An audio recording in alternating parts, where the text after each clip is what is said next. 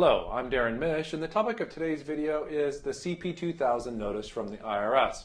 What I decided to do today was create this video, and I'm actually going to put a copy of a sample CP2000 up on the screen so you can take a look at it. Now, of course, I've sanitized it, meaning I've taken out the actual taxpayer's name, social security number, their address, all that identifying information before we went ahead and scanned it into the computer so that you could take a look at it. The purpose of the video is so that you can see if your notice is a CP2000, and if it is a CP2000, what you can do about it. So let's take a look.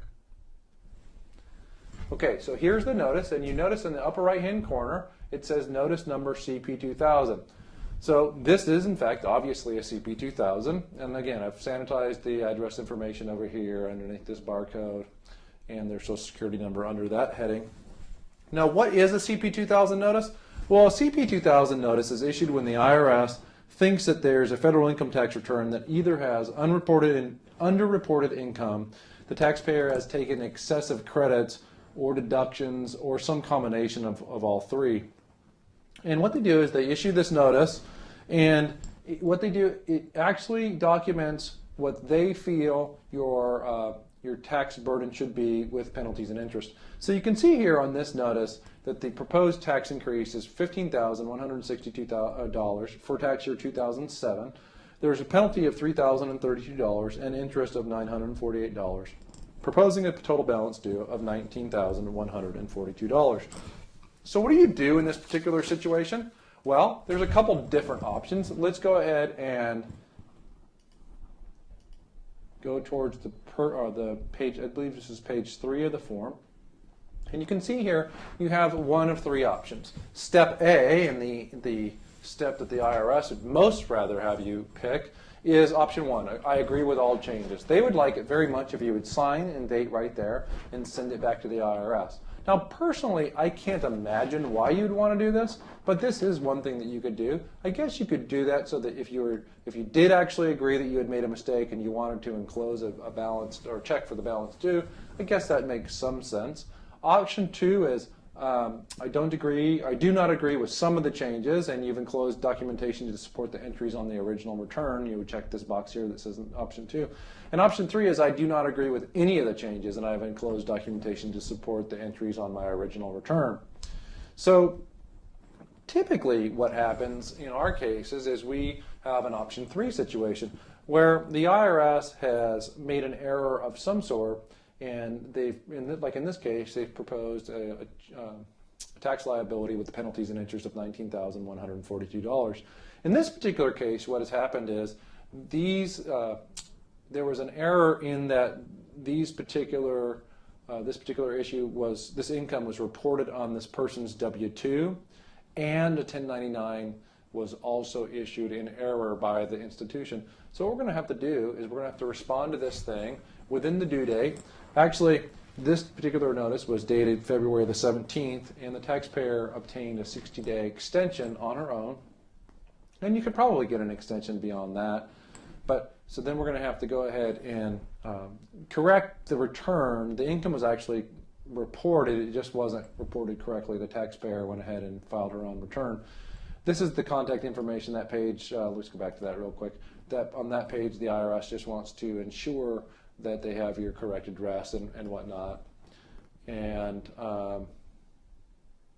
not sure how, but that's just the options page again.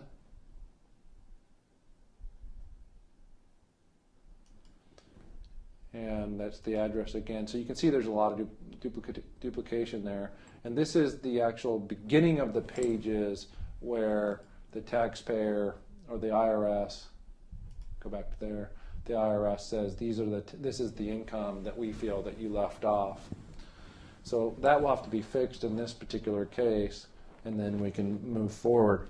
Now, in the past, the IRS has actually, even if the taxpayer ignored this or was not responsive to this, or the IRS would go ahead and assess the tax, I actually feel that that's wrong under the law, that that's not what they're entitled to do. In my opinion, the proper procedural framework for this would be for the IRS to issue a notice of deficiency, which would be your ticket to tax court so that you could continue to fight this assessment. This is not a mathematical error type situation. in which the IRS would be entitled to simply go ahead and assess the tax penalty and interest without your approval automatically. In a mathematical error where you've actually just added or subtracted incorrectly, or possibly multiplied or divided, I suppose, then the IRS can just fix that math error, assess whatever tax there is, and move on. Congress put that in the statute so that, you know, de minimis minor errors could be changed. This is not a minor error type situation. So in my opinion, the IRS should issue you a notice of deficiency, and if you continue to disagree, then you would have your right to go ahead and argue about this in tax court. So this is the form. This, if you're Googling this, this is going to look something like the form that you have if you have a CP2000. This page 11 on this particular one talks about, you know, different items, you know, different errors that were in this case, or that in their opinion, and we were able to piece this thing together and come up with a response that's going to be appropriate. Many times, if we're able to get on a case at this stage of the game, when there's a CP2000, many times we're able to actually solve the problem, but without taxes being assessed for a much lower fee than if we wait until this thing is already sort of blown up in our face. So it's going to be really important that you be timely when you deal with a CP2000, and make sure that you respond within the due dates. If not, if you don't respond, or let's say they mail this thing to your last known address, but you've moved since then and you never get it, then you're still probably going to have a right to file a tax court petition where it might actually behoove you to go ahead and fight that. So that's about it. That's about all I have with regard to the CP2000. It's really a rather simple, straightforward form to those of us who do this on a daily basis.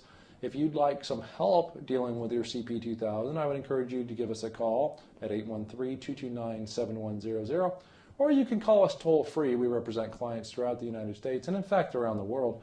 You can reach us toll-free at 888-438-6474, or feel free to visit our website at getirshelp.com. I'm Darrin Mish, and on behalf of everyone here at the firm, thanks for watching.